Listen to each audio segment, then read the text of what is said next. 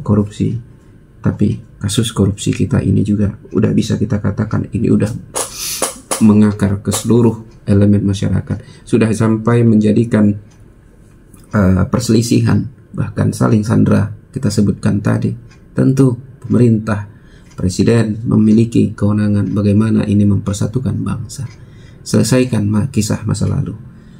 Assalamualaikum warahmatullahi wabarakatuh. Alhamdulillahirabbil alamin wa bihi nasta'in ala umuri dunya waddin. Sallallahu ala nabiyina Muhammadin wa ala alihi wa sahbihi ajmain. Amma ba'd. Saudara-saudariku dimanapun berada, yang insyaallah dalam keadaan sehat walafiat, sehingga bisa kita tetap selalu meningkatkan iman dan takwa kita kepada Allah Subhanahu wa taala.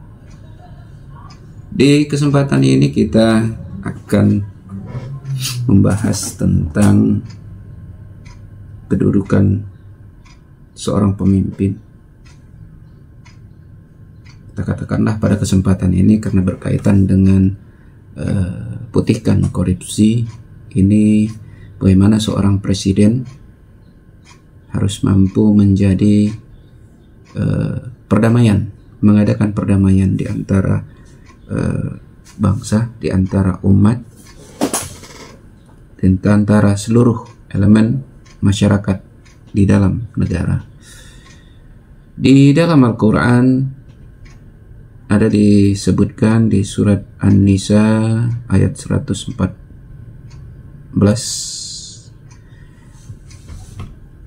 A'udzubillahi minasyaitonir rajim. Islahil bainan nas, mengadakan perdamaian di dalam di antara manusia. Ini ayatnya ada dari depannya, cuman kita langsung ambil aja. Wa may yaf'al dzalika ibtigha'a mardatillah fasawfa nu'tihi ajran azima. Siapa yang berbuat demikian karena mencari ridha Allah, kelak akan kami anugerahkan kepadanya pahala yang besar. Jadi kita yang mengadakan perdamaian antara manusia, salah satunya nih, ada yang menyuruh bersedekah, berbuat kebaikan, dan mengadakan perdamaian di antara manusia. Yang kita berbuat itu karena mencari ridha Allah, maka ganjarannya pahala yang besar. Siapapun kita harus bisa melakukan 3 hal ini. Salah satunya adalah mengadakan perdamaian di antara manusia. Secara umum, kita semua adalah umat yang harusnya bisa mengadakan perdamaian. Tapi secara khusus, seorang pemimpin itu harus mampu lebih mengadakan lagi perdamaian di antara semua elemen bangsa, sehingga ada kesatuan visi untuk membangun negara, membangun bangsa yang lebih baik. Ada kesatuan dalam langkah. Terlebih di pemerintahan yang baru, Pak Prabowo Subianto dan Gibran Rakabuming, ini tentu memerlukan dukungan seluruh stakeholder. Ditambah di kondisi saat ini, kondisi kita yang ekonomi yang sulit, hutang yang tinggi, kesejahteraan yang mungkin masih jauh, perlu perjuangan untuk kita tingkatkan. Kita di video sebelumnya ada menyebutkan bagaimana memutihkan korupsi untuk lunasi hutang dan meningkatkan kesejahteraan masyarakat, dan pada ujungnya adalah untuk keselamatan dunia dan akhirat.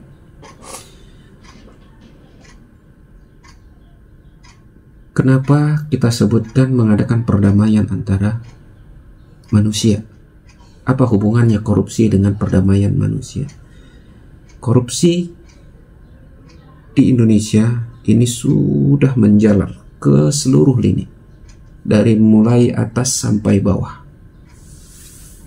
Yang atas sudah pasti nilainya besar. Sampai ke bawah nilainya sampai yang sekecil apapun itu tetaplah dihitung korupsi. Dalam kacamata agama itu tetap akan dipertanggungjawabkan. Sebesar apa maksiat kita itu akan kita gendong ketika nanti di akhirat. Yang besar mungkin lebih canggih, yang di bawah mungkin lebih bervariasi.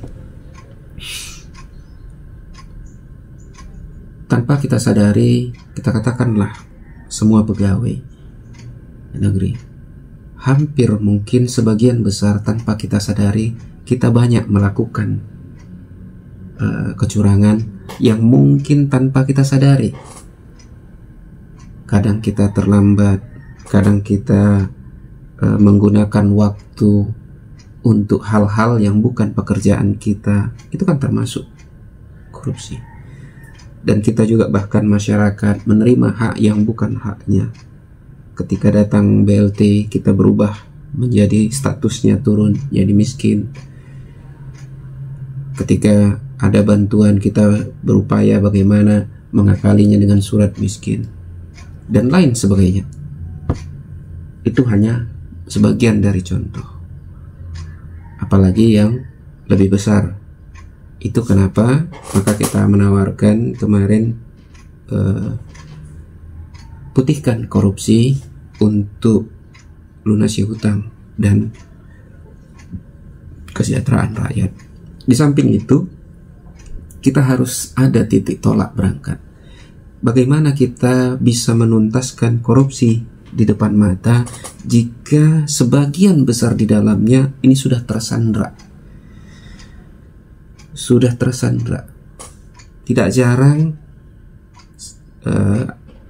antar kelompok itu saling serang, saling menyandra, sehingga penanganan korupsi, penanganan kejahatan tidak bisa dapat berjalan sebagaimana mestinya. Kasus-kasus sudah jadi bahan sandera. Terlebih juga sudah kita sebutkan bahwa korupsi itu tidak hanya pada lini tertentu, tapi sudah menyeluruh. Otomatis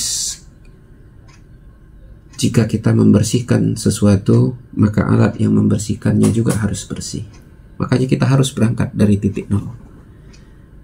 Sebagaimana istilahnya kalau kita dengar di SPB, mulai dari angka nol ya Bu, Pak. Dari situlah kita harus berangkat. Kita tetapkan kapan. Baru selanjutnya jalankan undang-undang, jalankan peraturan bagaimana kita ingin menegakkan aturan tentang korupsi ini. Kita harus ada berangkat. Kita sudahi, putihkan korupsi ini. Dan disinilah peran pemerintah, peran pemimpin, peran kepala negara, peran presiden untuk menyelesaikan masalah korupsi ini.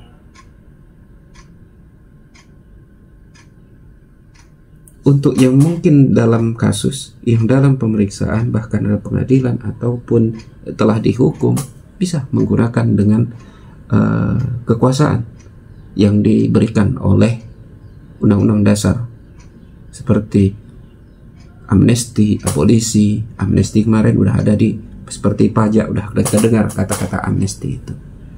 Silahkan untuk di korupsi ini juga bisa digunakan.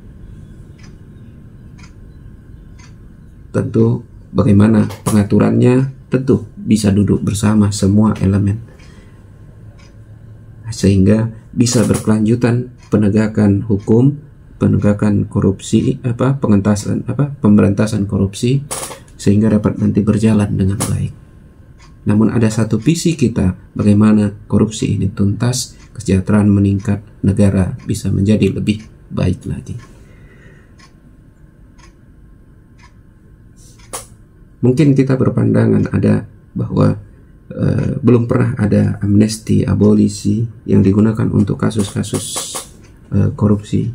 Tapi kasus korupsi kita ini juga udah bisa kita katakan ini udah mengakar ke seluruh elemen masyarakat. Sudah sampai menjadikan perselisihan bahkan saling sandera. Kita sebutkan tadi, tentu pemerintah, presiden memiliki kewenangan bagaimana ini mempersatukan bangsa, selesaikan kisah masa lalu, masalah masa lalu yang membebani kehidupan berbangsa yang akan datang. Mudah-mudahan hal ini bisa memberikan sedikit pencerahan buat kita dalam rangka perbaikan di negeri kita ini, khususnya bagi kami pribadi.